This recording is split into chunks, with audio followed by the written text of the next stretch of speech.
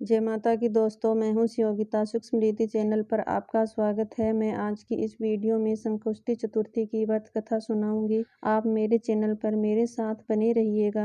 मैं कथा सुना रही हूँ। एक साहूकार था, उसके पास धन धान्य बहुत था। उसके बेटे की बहू हमेशा भोजन के बाद कुल्ला करके बाहर जाती थी। पड़ोसन पूछती कि बहू आज क्या भोजन किया है। बहू कहती कि जो भी बासी भोजन पड़ा था वही खा लिया। उसकी सासू जी हमेशा ऐसी बात सुन सुनकर परेशान हो गई। सासू जी ने ससुर जी से कहा कि हमारी बहू रोज रोज पड़ोसन से झूठ बोलती है, लोग क्या सोचेंगे कि बहू को हमेशा बासी भोजन करवाते हैं। तब ससुर जी बोले, कल मैं बहू को भोजन करवाऊंगा। दूसरे दिन ससुर जी ने बहू को अपने हाथों से बहुत अच्छा अच्छा भोजन परोसा। बहू हमेशा की तरह जैसे ही बाहर जाकर कुल्ला करती है, पड़ोसन पूछती है कि बहू क्या आज भोजन किया है। बहू बोली, जो भी बासी भोजन था वही किया। ससुर जी ने दरवाजे के पीछे खड़े होकर सुन लिया। रात को जब बेटा घर आया तब बेटे को कहा कि मैं तेरी माँ की बात मानता नहीं था, लेकिन आज मैंने अपने हाथ से तेरी बहू को भोजन करवाया। फिर भी तेरी बहू कहती है कि मैंने तो बासी भोजन किया। तुम बहू से पूछकर कल बताना। उसके पति ने पूछा कि रोज रोज पड़ोसी को ऐसा क्यों कहती है।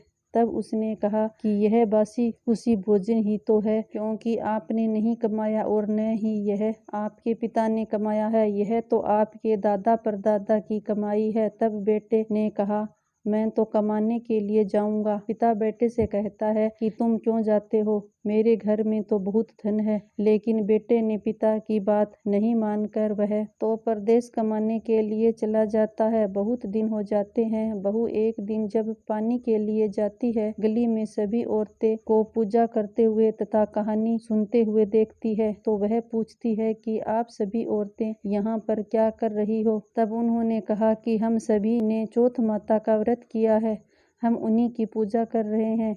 बहू ने कहा, इसके करने से क्या होता है। तब उन्होंने कहा कि चौथ का व्रत करने से अन्न धन लाभ लक्ष्मी व बिछड़े हुए का मिलाप होता है। फिर कहा कि इस व्रत की विधि बताओ। एक महिला ने कहा, महीने के 30 गेहूं गिन कर रख देना, एक एक गेहूं हमेशा खिसकाती रहना, 30 ही गेहूं हो जाने पर उस दिन व्रत कर लेना। जब फिर से चौथ व्रत आया तो उसने व्रत किया। सासू जी जो सुबह की रोटी देते उसे ऐठा वाड़ा में खड्डा करके डाल देती, दोपहर को रोटी ब्राह्मणी को देती, 4 बजे एक पाड़ा को दे देती, शाम की रोटी महल में ले जाकर घर रख लेती, जिसको शाम को चांद देखकर खाती थी। चौथ के दिन 1 दमड़ी का तेल 1 दमड़ी का गुड़ लाकर चौथ विनायक की पूजा करती थी। बहुत दिन हो गए पर पति की कोई खबर नहीं थी। उसने चौथ माता से प्रार्थना की, हे चौथ माता, हम बिछड़े हैं, मेरे पति को मिला दो। चौथ माता उसके पति के सपने में जाती है और कहती है कि साहूकार के बेटे सो रहा है या जग रहा है, तेरे को तेरी पत्नी याद कर रही है, अब तुम घर चले जाओ। साहूकार का बेटा बोलता है कि मेरा सवा मन सूत उलझा हुआ पड़ा है, मैं जा नहीं सकता। चौथ माता ने कहा, सुबह उठकर स्नान करके विनायक चौथ का नाम लेकर गद्दी तकिए के ऊपर बैठ जाना। देने वाले देकर चले जाएंगे और लेने वाले लेकर चले जाएंगे। ये तेरा सारा सूत सुलझ जाएगा,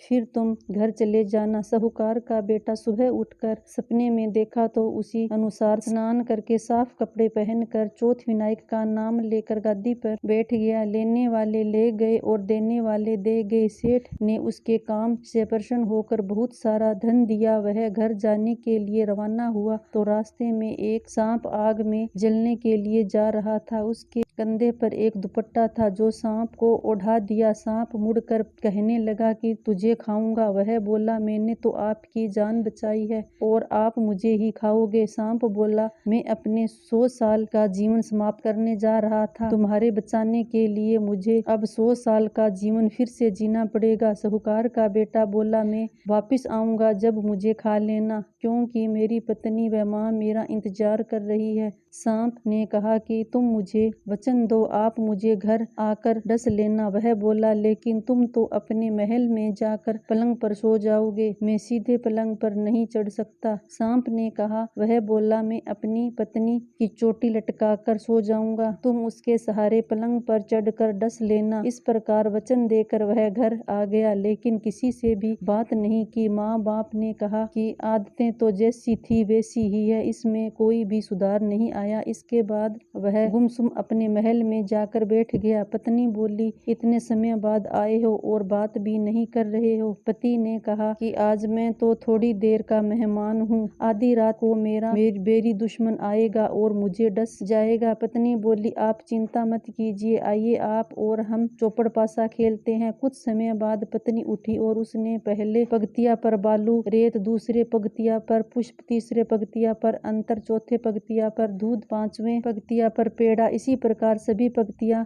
सजा दी। आधी रात को सांप आया और जैसे ही पहली पगतिया पर चढ़ा, बालू रेत में लेटते हुए बोला, हर हर रेत बिछाने वाली, तेरा सुहाग अमर रहना, परंतु मैं तो वचन से बंधा आया हूँ, इसलिए डसूंगा। दूसरे पंक्तिया पर चढ़ता गया और बोलता गया। इधर चौथ विनायक दोनों बोलते हैं कि अगर इनकी सहायता हम नहीं करेंगे तो हमारी मान्यता कौन करेगा। चौथ माता ने कहा कि विनायक जी, तुम ढाल बन जाओ, मैं तलवार बन जाऊंगी, और चंद्रमा देवता तुम उजाला कर देना। चंद्रमा बोले, आप दोनों का तो वह पूरे दिन व्रत करती है, इसलिए सहायता कर रहे हैं, पर मैं आपका सहयोग क्यों करूं। चौथ माता बोली, पूरे दिन तो हमारा व्रत करती है, परंतु सूर्य अस्त के बाद जब आप दर्शन नहीं देते हो, तब तक व्रत करने वाले पानी भी नहीं पीते हैं। तब चंद्रमा ने उजाला किया, चौथ माता तलवार बनी, विनायक जी ढाल बने। जैसे ही वह सातवें पगतियां पर चढ़ा, दोनों ने मिलकर उस सर्प के 3 टुकड़े करके सांप को मार दिया। बेटा बहू खुश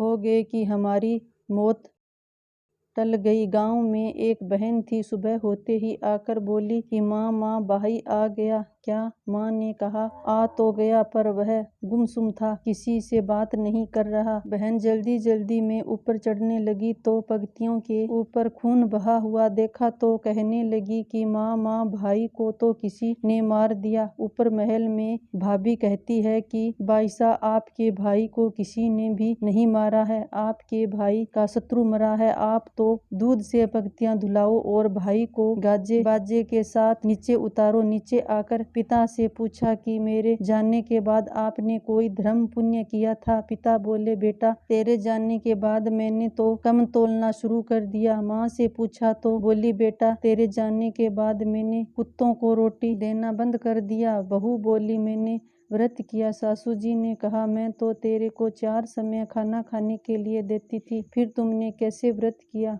बहू बोली, व्रत के दिन मैं सुबह की रोटी को ऐंठावाड़ा में खड्डा करके डाल देती, दोपहर को रोटी ब्राह्मणी को दे देती, 4 बजे एक पाड़ा को देती और शाम की रोटी चांद देखकर खाती थी। चौथ के दिन 1 दमड़ी का तेल, 1 दमड़ी का गुड़ लाकर चौथ विनायक की पूजा करती थी, इसके बाद भोजन करती थी। आप ब्राह्मणी से पूछ लो। ब्राह्मणी से पूछा तो ब्राह्मणी ने कहा, हाँ मुझे देती थी।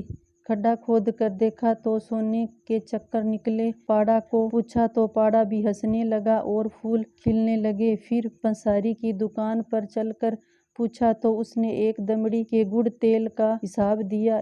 हे चौथ माता, जिस प्रकार उसके सुहाग की रक्षा की, वैसे ही सबके सुहाग की रक्षा करना। उन बिछड़े हुओं को मिलाया, वैसे ही बिछड़े हुओं सबको मिलाना।